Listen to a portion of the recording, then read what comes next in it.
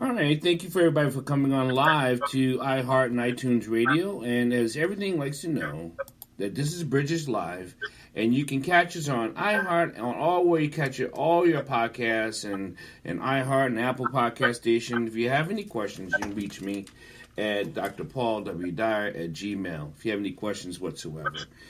We like to do on Bridges Live, I like to bring in my guests and I like to talk to my friends and my family. But more importantly, we like to get an understanding of what's going on in this world. If you have not heard, if you have not seen, maybe you can catch the information here and bring it into an action. Please, everyone, introduce your guest, Mr. Joshua Hatch. Joshua, thank you for joining me on Bridges Live. Thank you for having me. Just tell people who you are, and we'll get right into it, and then where people can find you. I mean, you're more than just freedom fighters, but tell you who you are and how you got here. Well, my name is Joshua Hatch. I'm a returning citizen. What I mean by that is a lot of people call offenders, prisoners, ex-offenders, inmates, things of that nature, but I'm a community member. Who's returning from what I call the concrete jungle.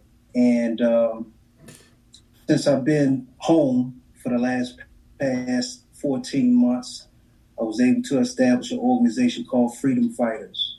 But Freedom Fighters is more than just a company. It's a representation of a process I had to go through myself in order to not only redeem myself for being a man, to my children and also responsible to my community, but also it's a system that I utilize in order to help and aid others as well. So Freedom Fighters for me. Joshua, here's the thing. When you're talking about a returning citizen, mm-hmm. You're talking it from a person who's been locked up. Absolutely. Not only someone who's been locked up, but someone who is locked up. Who's currently incarcerated. But here's the thing, and this is what hurts me the most when it comes to anyone who has lived alive, been there, done that, is that we're talking to people who may never had a family member, who don't even care about who's locked up, who gets out, and they're the ones hurting us because they're the ones that keeps us locked in, even in their own minds, because no matter if we return as a citizen, they never look at us as a citizen. Well, I mean, and that's the ignorance on the community, but Absolutely. also it's also the buy-in that we as a community are brought into by the media.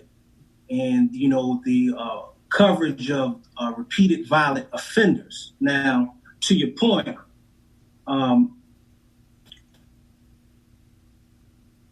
someone who is taken from your community mm-hmm. for committing offense is incarcerated. Mm-hmm. They're incarcerated, and they are around other individuals who've committed similar offenses. Mm-hmm.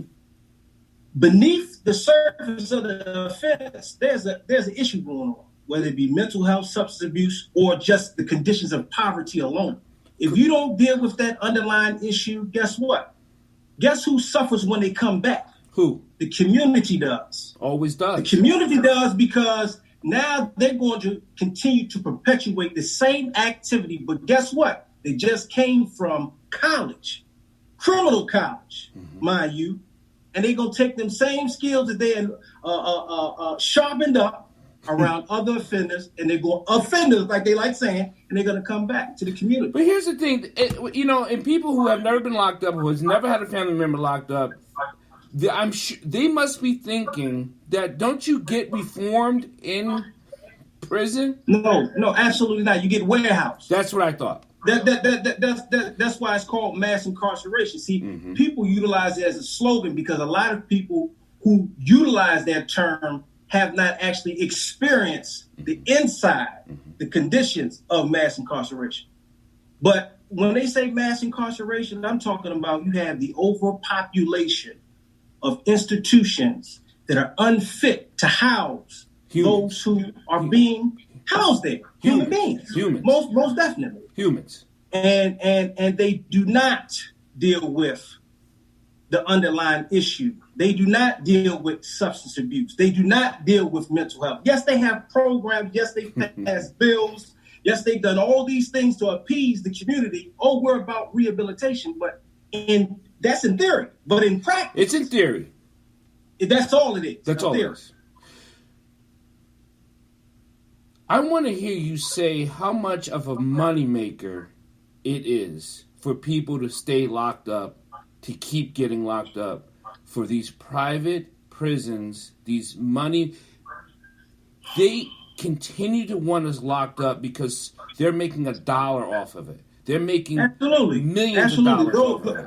Beds are sold on Wall Street. If you're selling beds on Wall Street, that means that you are guaranteeing what? Bodies Profit. to fill the bed. You're guaranteeing which profit. Means that, no doubt. Which means bodies. Most definitely. Anytime you have corporations like Maryland Correctional Enterprise. Right. Maryland Correctional Enterprise is able to actually operate because it utilizes prison labor. So without prison labor, without having those bodies, what falls? The corporation. Mm-hmm. Now let's look deeper into the corporation. Who are the individuals who sit on those boards for that corporation? Policymakers. Come on, man. But wait a minute. I'm not making this up. No. It's not just policymakers. It's business stakeholders. It's white. And the like. It's white men. Most definitely. But I thought we understood that without question. No, because there are still people who will listen, watch, and they'll be like, well, there's all kinds of people sit on that board. No, there isn't. There's not kinds of people sit on that board. And listen, let's be clear too. I like to be politically correct for those who like to use definition versus content equal understanding. I'm gonna say this. When I say white, I don't mean a skin color. Correct. I mean, me personally, I mean a mentality. Yes. The way in which a person operates, the way in which they conduct themselves, the way in which they engage those that are around them. That's what I mean when I say that. And as a community, we're suffering, all because we don't want to actually band together and do what's necessary in order to address our own internal contradictions. Okay. And that's sad. Can you give us a few of internal contradictions that we are not facing as a community? Understanding that there's an importance of pulling your resources together. Understanding there's an importance of seeking entrepreneurship. Understanding the importance of education, not just education that the school system is offering. Whenever I come to my children, I always tell them, I might say to them, this is how much I made this week. And I'm trying to inspire them not to want to just work for somebody, but to work towards something like a mission or a purpose that they're willing to die for and get a life for. Mm-hmm. See, I don't just speak about criminal justice reform. This is something that I actually believe in. Mm-hmm. Not just reform, but a whole total overhaul of that type of practice and system that's in place in the first place, because it's not doing anything for anybody, not for the community at large. The community, check this out. The community is utilized in a criminal trial to determine the guilt or innocence of a person. Correct. Are they not? Correct. You need a jury of your peers, a pool from your community in order to determine that.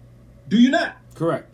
Why isn't the community, that same community that's going to be affected by the release of the person, then brought together in order to determine whether or not this person is going to be released? Instead, you got to go see a commissioner who doesn't even know where the street in Maryland you live at is on. They've never drove down. They're not affected by the same conditions that you're affected, nor your community members.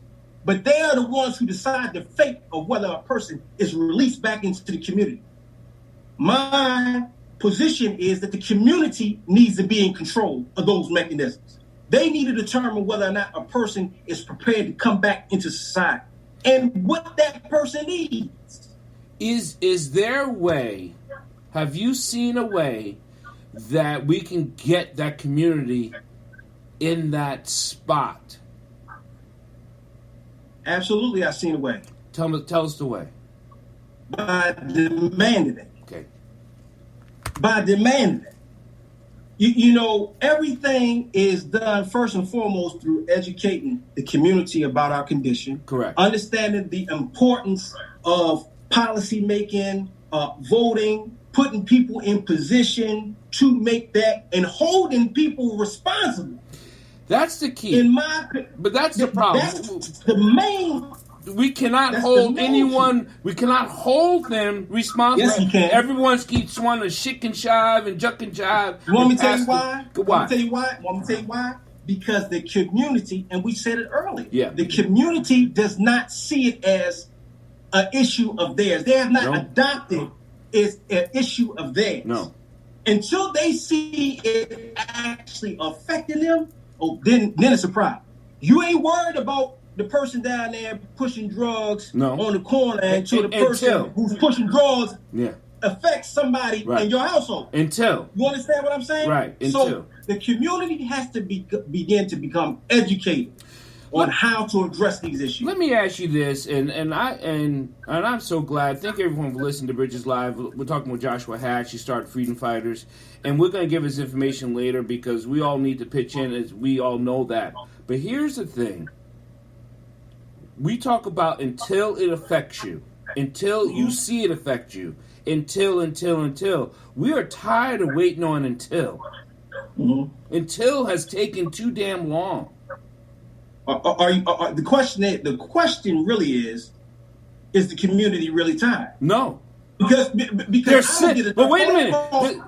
The community I don't get enough phone calls of individuals picking up the phone and saying, Mr. Hatch, I just want to know how I can help.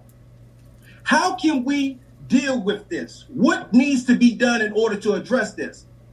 The only phone calls I get is, my loved one's incarcerated. How can you help me? The individualism. Wow. You see what I'm saying? Yeah, I do. We have to shift that mentality from being white to being African again and saying, what do we need to do collectively in order to address this? You know there's a sickness. The community stays sick. And when we're talking about the community, we're not just talking about the black community. We're talking about the community as a whole. As a whole. There's a sickness. They have been sick for a very long time. Most definitely. And that's why I think this is important. I was at a meeting about 2 weeks ago. And it was with Positive Impact. Positive Impact is ran by Officer Horn and Officer Smichaels from the Annapolis City Police Department. Okay. They brought together several organizations, and under their chief's leadership, they have decided to take a social approach to reentry as it pertains to guys coming home from prison, which is important. It's important for a lot of reasons. Because it's a show that there are people that are willing to reassess the way in which the community is engaged. Mm-hmm. And that's what we need more of. We need more of that because without having the support of these different agencies and organizations working collectively to address the issue, we're going to continue to have a repetitive problem. The court system needs to get on board. The parole board needs to get on board. But most importantly, the community needs to demand the accountability and get involved with what's going on. Because if I look at this as a peer system, and we've been in some communication with different groups, if the community doesn't do their hard work, meaning step on people's, wake people up, do whatever they have to do, the court system is the gatekeeper and they remain shut.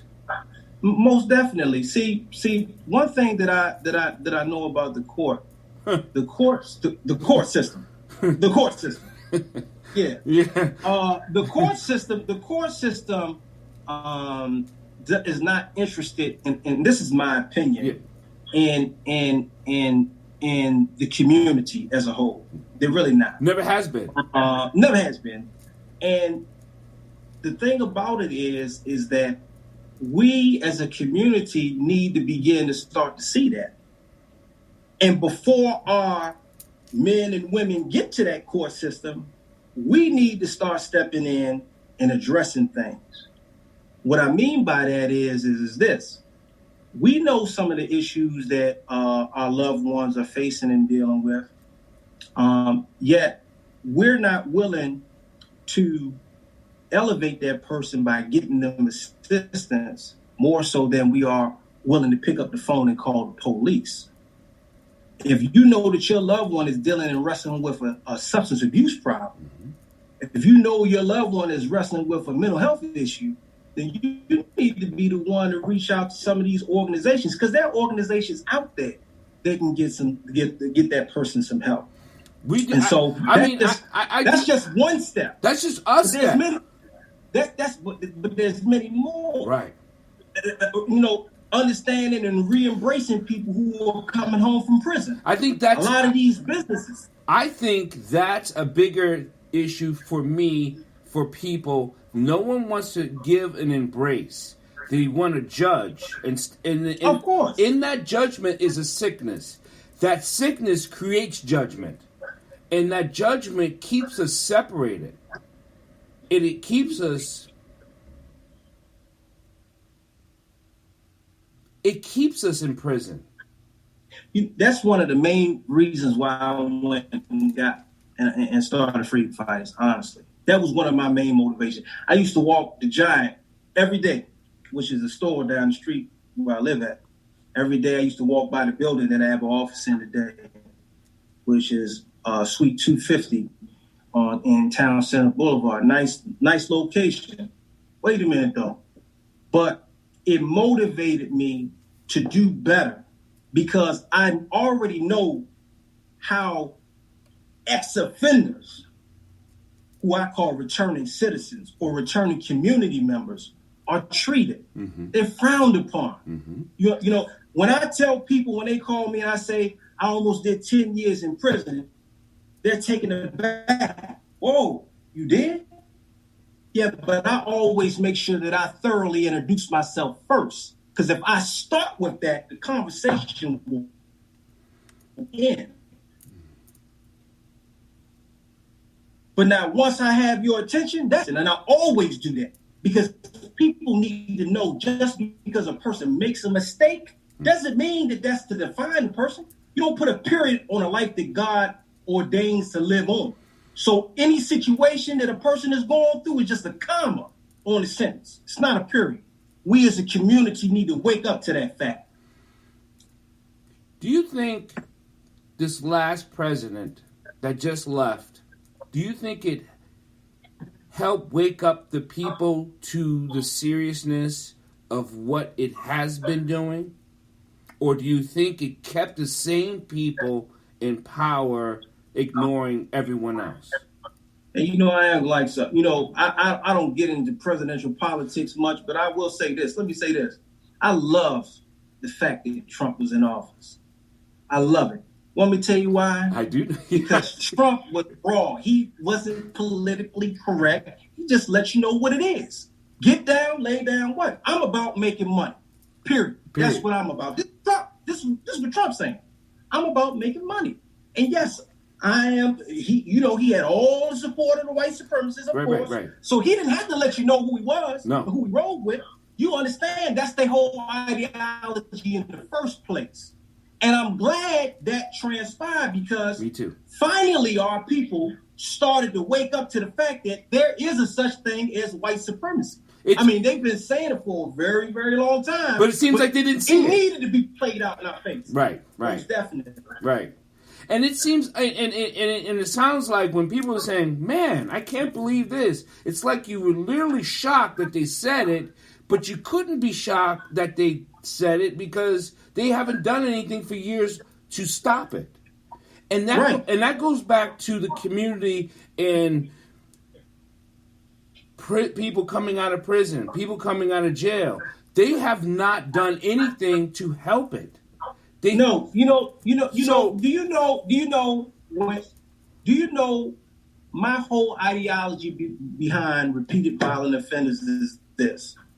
Upon the incarceration of a person, the state has a duty, a responsibility for the public safety, interest of public safety, to ensure that the person that they are releasing is actually habilitated or rehabilitated to a point where the community at whole is not in jeopardy. Right. However, more often than not, what happens is they give the person that's released $50, drop them off at the local bus station, and say, have a good day.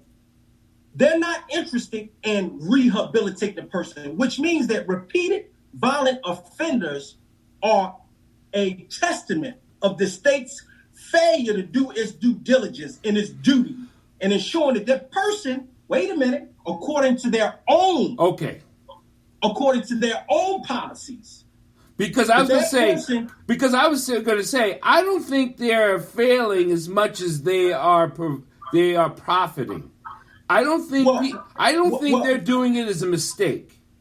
Well, of course not. Okay. But what I'm saying to you is, when they're running for office, when they're trying to get them votes, they tell and they sing about what it is that they're going to do, how they're going to clean up the community, how they're committed to this and committed to that. And they smile and shake and go on about their very way, get all these donations.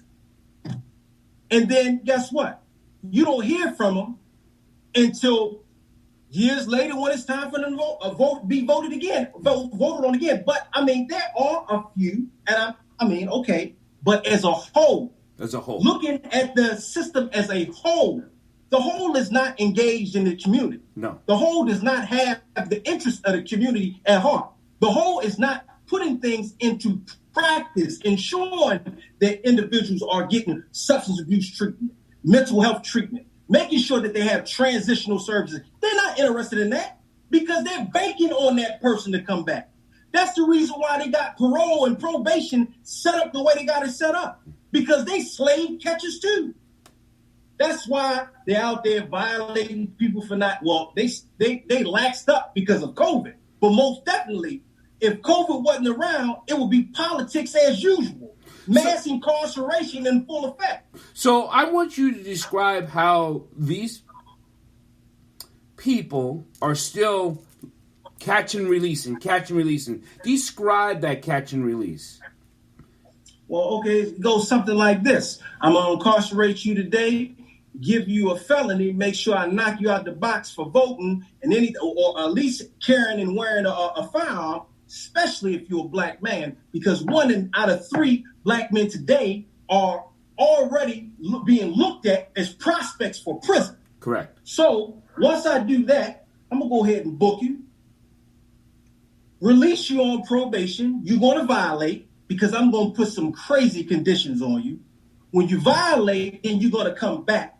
And then I'm going to slowly but surely build on your sentencing record so that when it comes time to sentence you for something real small, I can give you this crazy number, like 19 years, 30 years. For what? Breaking and entering. Why was he breaking and entering? He had a substance abuse problem. You didn't take that into consideration at all. Only thing you took in consideration was the fact that, I got to look at his sentencing guidelines, and his guidelines say because he has a small theft 5 times, now I got to give him 30 years. These are the games that the court system plays. Yes. And again, it's not like you're giving him 30 years and you're going to make sure within them 30 years he's rehabilitated. No. You're not sending them to a drug program because you took all of those out of the prison. Right. There's only one drug program in prison right now in the 22 prisons in Maryland. That's in Jessup, Maryland. When did they take it out? I'm not talking. I didn't say the little small jails in your little counties. No. I said prison. Prison. There's one. I'm going to say it again. There's one. And that one is through the EP program down in like I said, in Patuxent, Maryland, which is in Jessup. All the other Gardenzia programs that were inside the institutions were removed. Why? Because they don't care about you going to a drug program. When did they remove They have a thing called, they have a program called the HB 295, which is through the Maryland Parole Commission, which says, and I'm just going to cut straight to the chase, the Parole Commission can release you to go to a substance abuse program.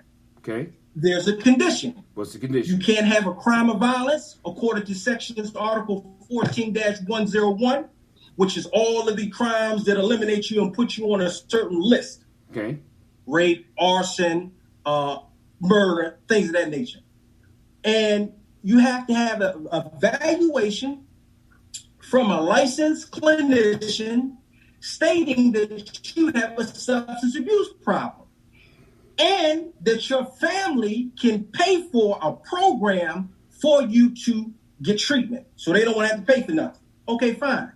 Do you know how many HB 295s guys file for and get denied all the time? And they're locked up for theft.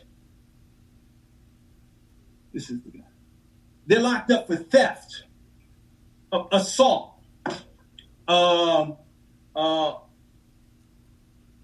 just petty crimes.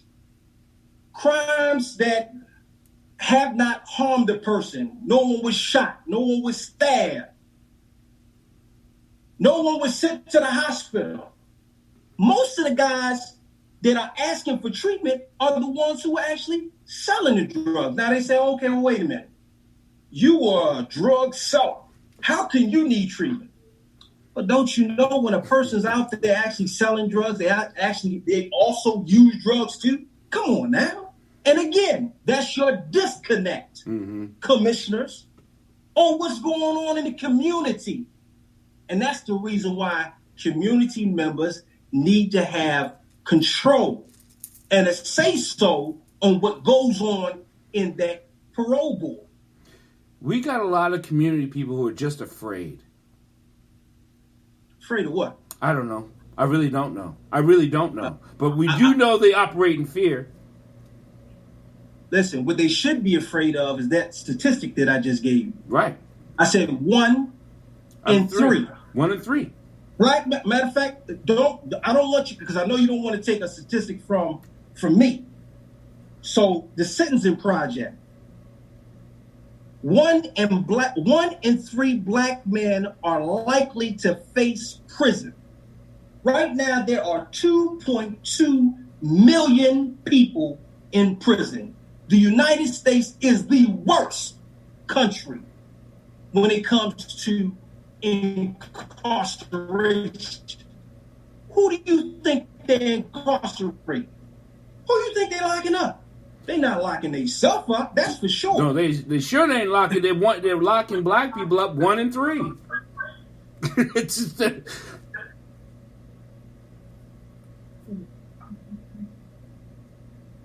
Okay. So I'm sorry. No. Yeah, they're not. We need to really understand how serious this is. Well, we talk, but there's.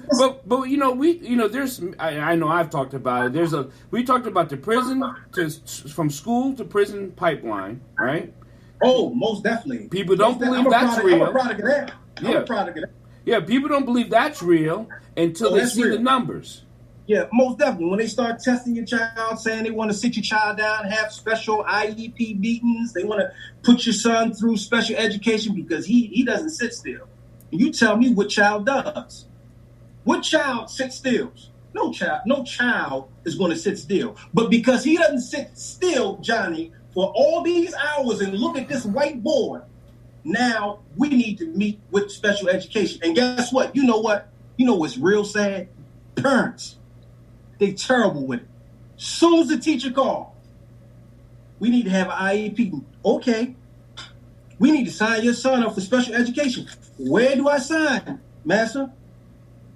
We need, and not understanding that once you give your child an IEP, That starts the record. Once you say your child has to take this medication, guess what you just did? You just locked your child in. You want me to tell you why? Yeah. Because if you decide that you don't want your child to take that medication and you call yourself taking them all and the school finds out, guess what? You can get in trouble. Mm-hmm. You can't do that. Nope. That's a binding agreement.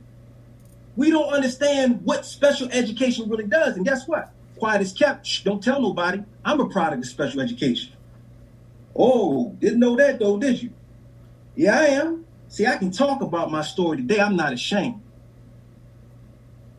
As I grew older, guess what I thought? I thought, well, damn, I was in special education. I must not be smart. It took me to go to prison to get around real men. Real men that sat me down and educated me and say, hey, look, man, take control out your hand. Read a book. Put a book in my hand. People that society thinks are so terrible and bad, don't want them out on the street, sit young men down when they go into prison. Read this book. Check this out. No, look, we ain't going to fight over here. Come over here and let's sit down at this round table. Let's talk about this. Mm. Because the old heads in prison, they're trying to keep the peace because that's their lot. I mean, they've been living there for years. Right. You understand? Right. So when you coming in there and you got 10 years and this guy, he been there for 30, don't think you're going to mess his stay up because y'all want to fight over who's going to heat their noodle up next.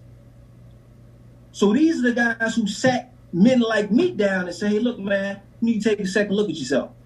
Now, you're better than what? Before you finish, I know I've been mentoring young black boys. I know there's other men I know who mentor black boys. But yet it took a person in prison to sit you down. My question is, could we have sat you down prior to you going to prison, and was there a black man that discarded you? That's my question. Well, I'm gonna put it to you like this. I think I had to go to prison, honestly. Okay. Honestly, I do, because I was a hardhead, so I had to go to prison. But what if you locked horns with a strong black male that before you went to prison? Do you think? I mean, the outcome that's a possibility. But again, I can't put that off on people in the community because people in the community that for me they did try. You understand? Could it have been more of an effort? Yes. To deal with what the underlying issue was over incarceration? Absolutely. Okay. Most definitely. But again, I'd never take away from my experience. Okay. Like, it was a learning experience for me. It was something that helped transform me. So I don't take away from that. Like, and the guys who were responsible for my growth and development and continue to work with me today, some of them are still incarcerated in prison. And so that's another reason why I advocate for those guys so much, because I know that there's good in guys that are in prison. We recognize change in everything around us. We watch our children grow up. Mm-hmm. We watch the trees and the leaves and the grass go through its seasons. We understand growth. You get older, you get the gray, lose your hair. God, I don't want that to have to be, but it happens. We understand that there's such thing as change. Why we don't see change? See that there is ability in a person who made a mistake to transform himself and change. Why can't we recognize that? Why do we want to throw away somebody who makes a mistake? And he made a mistake more than once. Tell me, anybody, call me and let me know. Have you only made a mistake one time, or have you repeated a mistake before in the past? Of course you have. Everybody has. Here's a reason why people look at someone without forgiveness. It's because they're dealing with their internal trauma themselves for themselves. And that is the issue. If you have a difficult time forgiving someone, there is a trapped trauma that you have not faced, admitted to, or willing to work on. Right. That is it. That's so. To answer your questions, because they're in sickness themselves. That is why. And I don't care who they are. I don't care what someone tells me. If someone says I can't forgive this person for something, I'm telling you, if me, he, them, whatever cat, dog, and mouse I work with, you're going to end up finding that trauma that was locking your forgiveness away inside your own spirit, because that's where it is. Mm-hmm. So that answer that hope that answers your question, because that's why people have a hard time forgiving and working in the community, because they're locked in trauma with their own fear. Well, man, we need to stop. We really need to stop. You know, there's a whole population of individuals that are incarcerated right now that deserve a second chance. Absolutely. Period. Bottom line, they deserve a second chance. Some of them have life. Some of them got 40 years. Some of them got 30 years. Some of them been locked up since 1989. Some of them are, teenagers, were teenagers when they are incarcerated.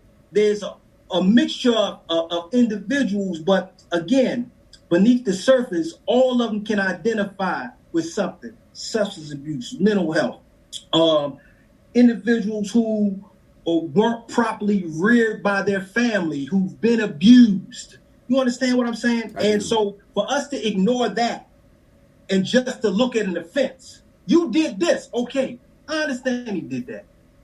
But just like Supreme Court Justice Black said, and I'm going to paraphrase, he said that the incarceration, sentencing of an individual should not just be towards penalizing the person, but should have an eye towards the reformation of the individual, so when upon them re-entering society, they will be able to transition and be able to perform well inside the community.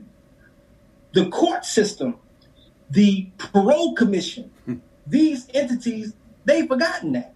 Matter of fact, I probably just introduced them to it, because they definitely don't practice it. No, they definitely don't practice it.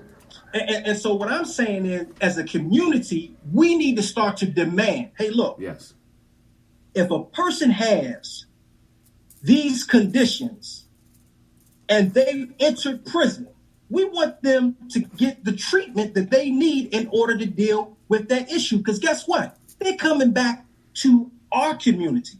They're not going back to yours. And guess what? Mm-hmm. Most definitely, if they came from their community, you can best believe this, they're going to deal with them a whole lot different. Mm-hmm. Joshua Hatch, Freedom Fighters. How can we get a hold of you? How can we help you? It's not just help you by sending you money or sending you things. I don't need your money. Let me make that real clear. Because I don't want nobody to get off this line. Right. Because as soon as I say money, yep, you instantaneously your number's gonna drop. So I don't want your money. No. I don't want that. What I want is the resources. Yep. What I mean by resources is your contacts. If you know programs that are willing to help an ex-offender, if you know a program that will be willing to assist someone who's coming home, returning citizen, if you have a job lead or there's some form of employment that you can offer, housing,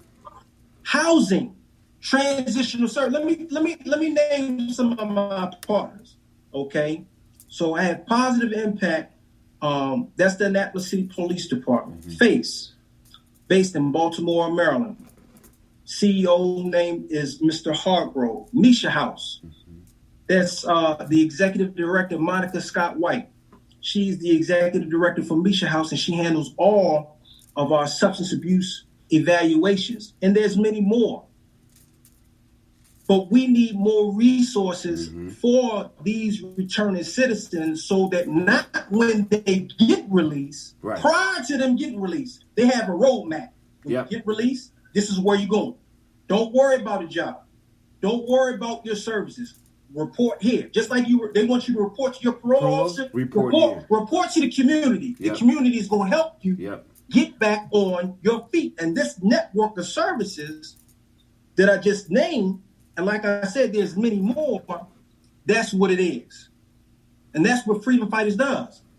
We're a conduit. We connect the returning citizens to all those services, and we create that roadmap for them so they don't reoffend.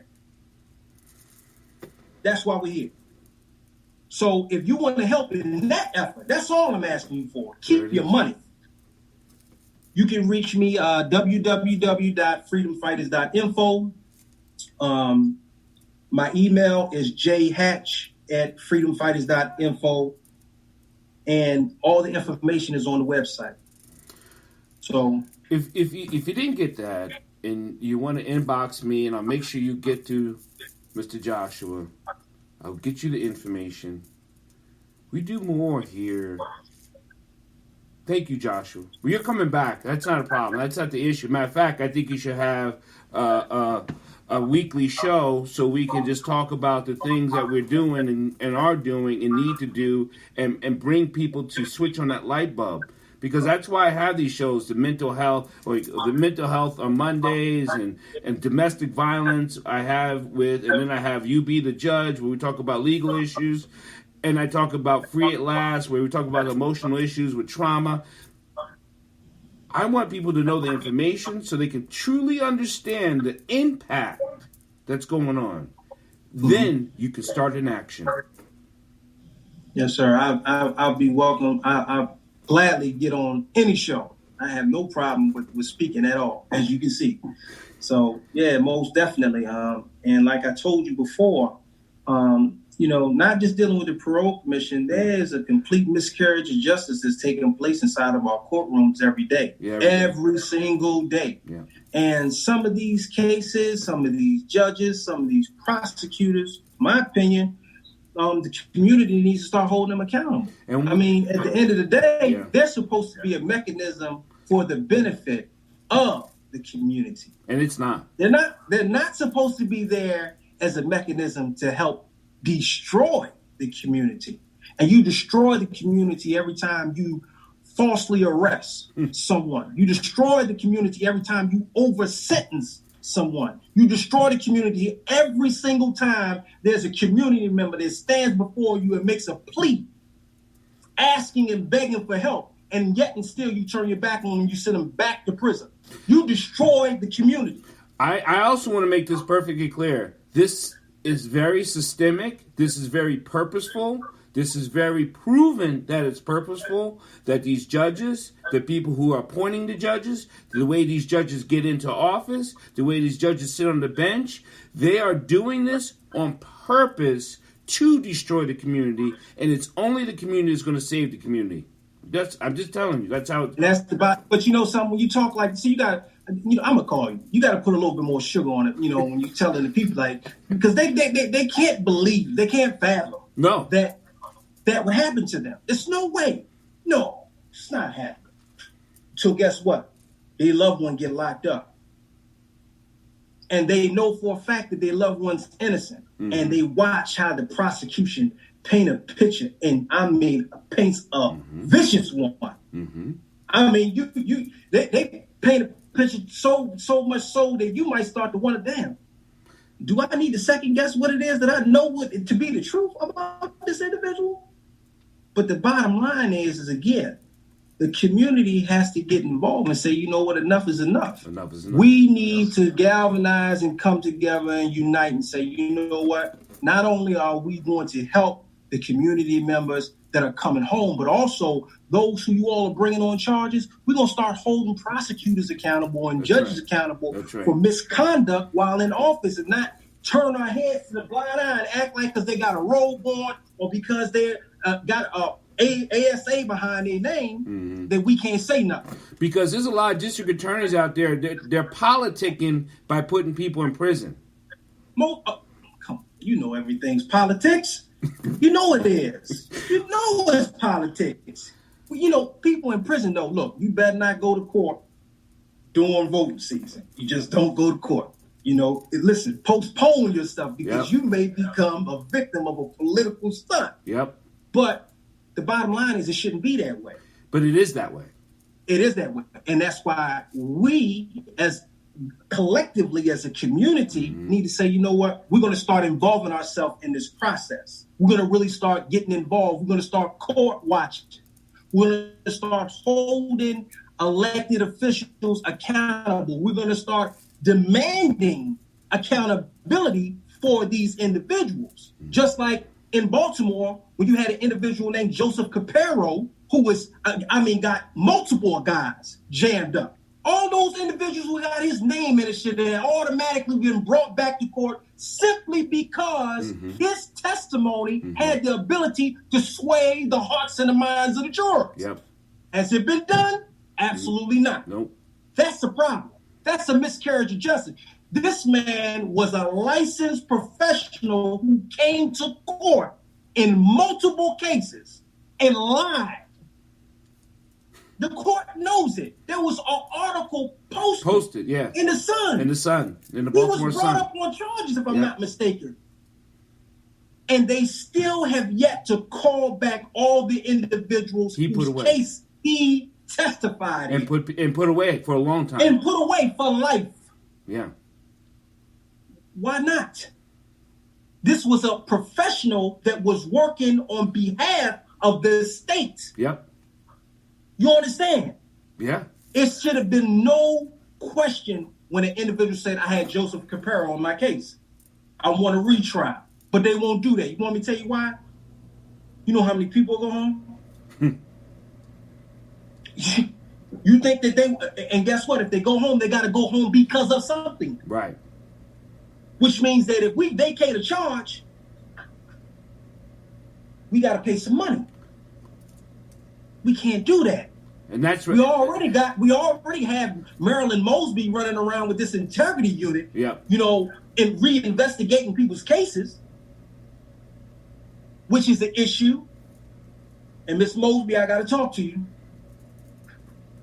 If you're listening or if you have someone watching, I do need to speak to you. And you know she does. Yeah, I definitely need to speak to you about a case because believe me, if I'm ever given the mic to talk about some of these cases, boy, I'm telling you. We're going to be talking about some of these cases in the next 2 weeks because next weekend, this Wednesday, You Be the Judge, we're going to be celebrating some women in legal and the lawyers. And then the week after that, we're going to have Mr. Joshua on talking about these cases. Joshua, I'm going to want you to have a blessed and safe night, man. And, we got each other's numbers. We're here. We're going to do this. But most of all, people, listen, understand, but I bet you don't fully understand unless you do your own research. And if you're not going to do your own research, then keep listening. But I don't want you to keep listening. I want you to actually do something. Because we need you to do something. Thank you, Joshua. Yes, sir. God bless, man. God bless.